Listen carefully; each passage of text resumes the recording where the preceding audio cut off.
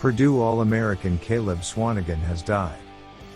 The young man lived a life filled with the highest of highs and the lowest of lows. We heard the story over and over again. Anytime Purdue basketball played between the years of 2015 and 2017, we heard it. And that was fine, because it was a good story. It was the story of a young man who grew up in a difficult environment that included homeless shelters, moving back and forth between Utah and Indiana with a mother trying to do her best with 6 children and a father who had fallen victim to drug addiction.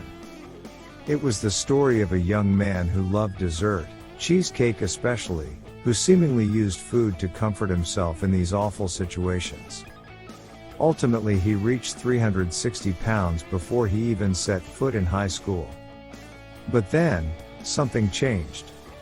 Caleb Swanigan was just 13 years old when former Purdue football player Roosevelt Barnes, at the behest of Caleb's older brother, took him under his wing, ultimately adopting him, and bringing him to live in Fort Wayne, Indiana. Barnes understood what it took to excel both on the field and off and hoped to instill that drive in young Caleb. Unlike his adopted father, though, football was not the game for Swanigan. No, his game was basketball. Despite being 300+ pounds, there was something to his game. Something that Barnes saw that he believed could change Swanigan's life. And so the work began. When you're 6'2" and 360 pounds in the 8th grade, you're likely the biggest amongst your classmates in more ways than one. Hence the nickname, Biggie. For anyone out there who has tried to lose weight, you know how hard it can be. It takes dedication to not just exercise but also eat right. The eating right is so important. And for someone who lived with food insecurity and an incomprehensible situation, it can be extremely difficult. In a story posted to ESPN in January 2017, Swanigan himself pointed out the challenges of eating right. "You think it's something really small, but it just builds up," he said. "One meal won't kill you, but if it becomes 3 or 4 meals that are bad in a row, that's when it starts to hurt your body." And so, with the help of Harrison Barnes, Caleb Biggie Swanigan began to get a little less, well, biggie. Swanigan worked his way into a high school basketball star and a highly sought-after college recruit. After initially committing to play for the Michigan State Spartans, he flipped his commitment and chose to play for the Purdue Boilermakers. Swanigan would go on to be invited to the McDonald's All-American game and be named Indiana's Mr. Basketball. Incredible achievements that would have seemed impossible to the Caleb Swanigan from just 5 years earlier. At Purdue, Swanigan was an immediate impact player. His greatest skill was probably his rebounding. No one wanted the ball after it came off that rim more than him, and if you thought you wanted it, you were going to have to go through him. He was a proficient scorer as well, but nothing compared to the rebounding. In his very first college game, he finished with 11 points and 11 rebounds.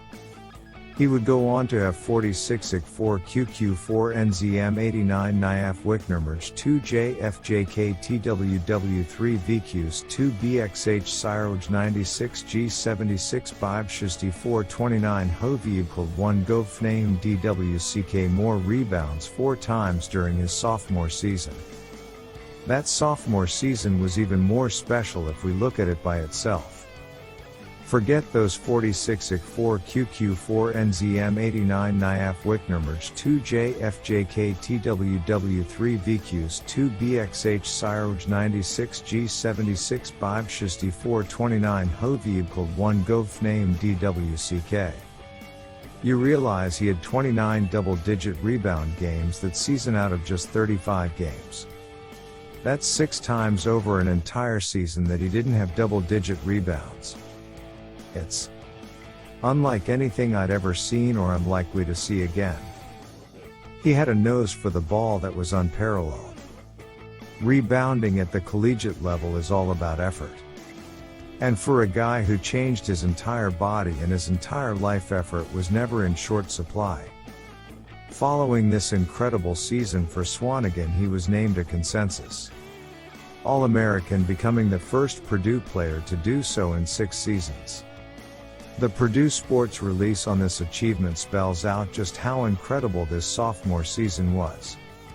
Swanigan recorded one of the top statistical seasons in not only Purdue history, but NCAA history, en route to first-team honors. Swanigan averaged 18.5 points, 12.5 rebounds and 3.1 assists per game while shooting 52.7% from the field, 44.7% from three-point range and 78.1% from the free throw line.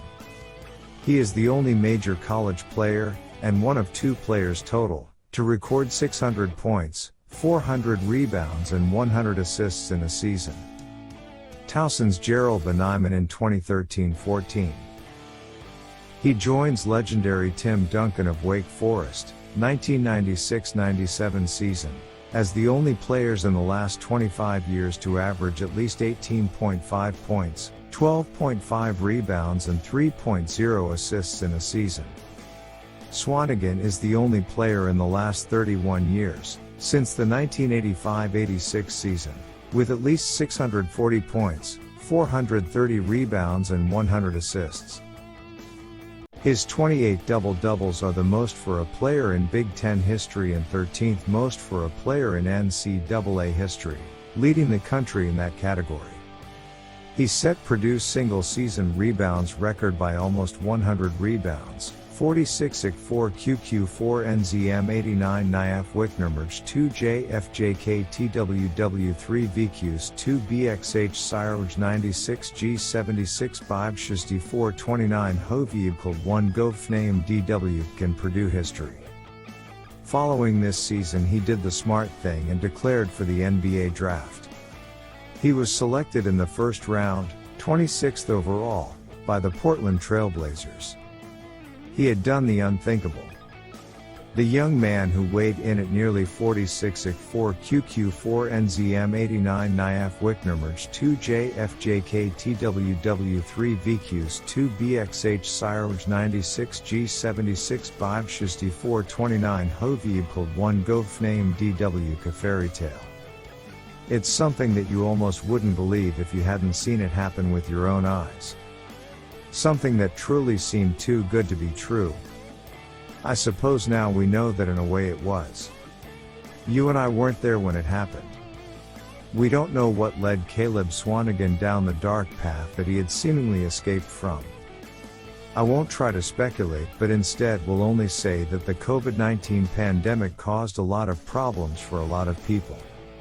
Swanigan seemed to thrive under the structure provided by Roosevelt Barnes, Purdue basketball, and an NBA system. We first saw a change when the NBA bubble happened. Despite the Trailblazers heading to the bubble, Caleb Swanigan opted not to join them, citing personal reasons. From there you likely know the story. You heard about the arrest, you saw the mugshot that showed the tremendous weight gain. And you wished it wasn't true. Unfortunately though, it was all true. Caleb Swanigan, the young man who fought so hard and sacrificed so much in order to find stability away from a life of drugs and overeating, had found himself in the position that many had long feared was his destiny. With a father who weighed over 500 pounds, who used drugs, and had diabetes, there must have been a dark shadow plaguing him his whole life. For a number of years he had outrun it. He'd risen above the challenges of his upbringing to become what most of us could only dream of.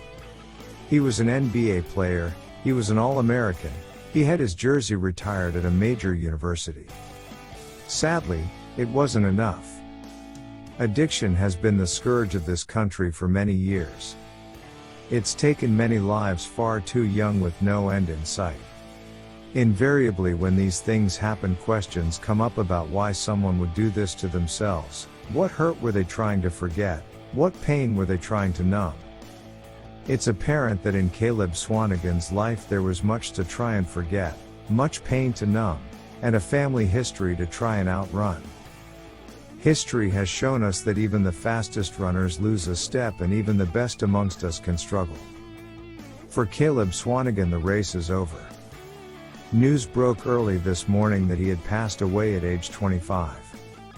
Details are still emerging, but initial reports show a death of natural causes.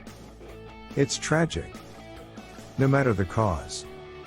His teammates from his time at Purdue began tweeting about it this morning. The young man who overcame so much and put it all out on the floor each and every night was gone. Caleb Swanigan's life was a great story with so many highs. Following his arrest, I had hoped for Swanigan to do what he did best, to rebound once more. To see the next move and go up and grab it. That wasn't to be. Now, the life that had all the hallmarks of an uplifting tale ends not with cheers but with tears.